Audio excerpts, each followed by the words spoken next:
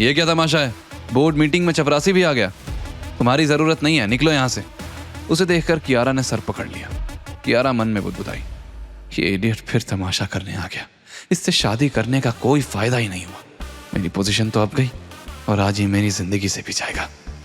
वेद ने राघव की ओर देखा और एक बड़ी सी स्माइल के साथ कहा, मैं कियारा मैडम का असिस्टेंट हूँ और सावित्री मैम ने मुझे अपॉइंट किया है, इसलिए मुझे यहाँ रहने का पूरा हक है। राघव ने हंसते हुए पूछा, तुझे असिस्टेंट बना दिया? अरे देखो, नाउ आई नो कि दादी पर उम्र का असर होने लगा है, तभी तो ऐसे बेकार डिसीजंस ले रही हैं।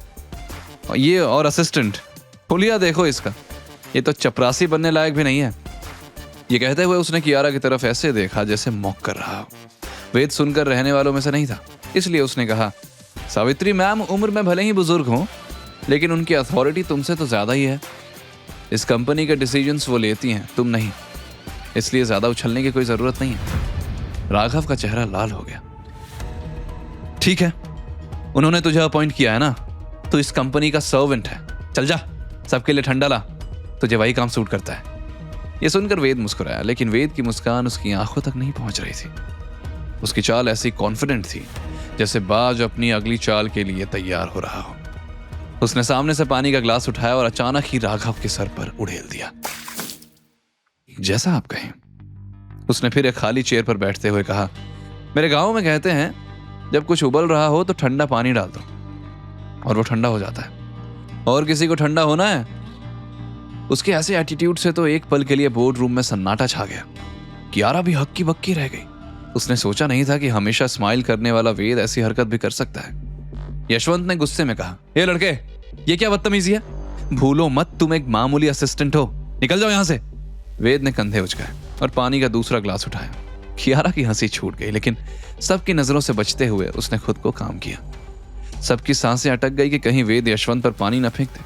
वेद मजाकिया अंदाज में बोला, बदतमीजी? सर, आप तो एक मामूली असिस्टेंट की बात से इतना ऑफेंड हो गए। राघव ने गुस्से में टेबल पर रखा पेपर वेट उठाया और वेद पर फेंक कर चिल्लाया, अपनी औकात में रह तू, समझा? सिक्योरिटी, इसे बाहर फेंको अभी तुरंत।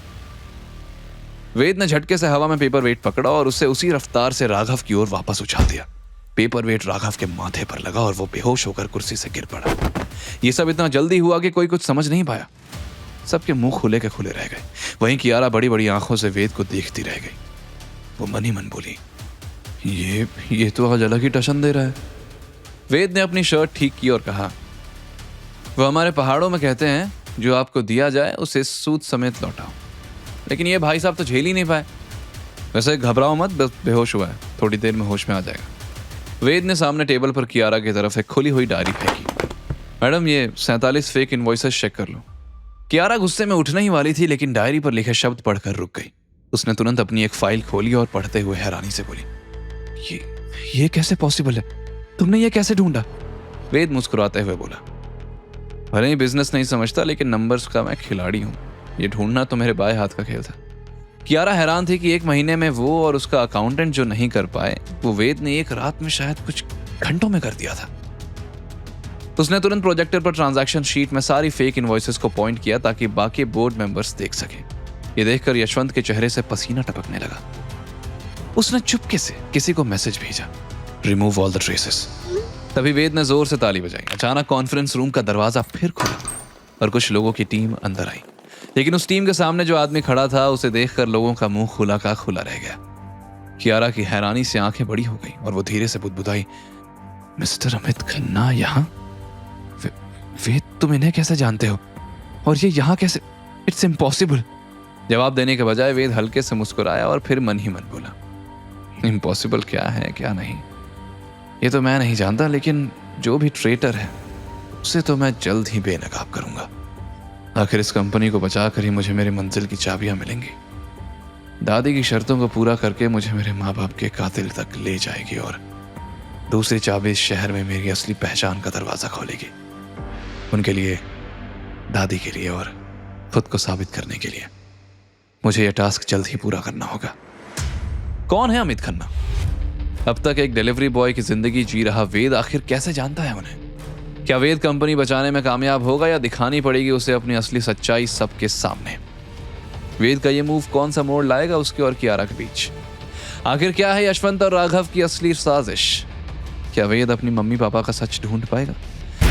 आगे की कहानी जानने के लिए देखें अगला एपिसोड सिर्फ पॉकेट एफएम के YouTube चैनल पर, और के फॉर किंग के सारे एपिसोड्स को सुनने के लिए डिस्क्रिप्शन में दी लिंक से डाउनलोड करें पॉकेट एफएम ऐप।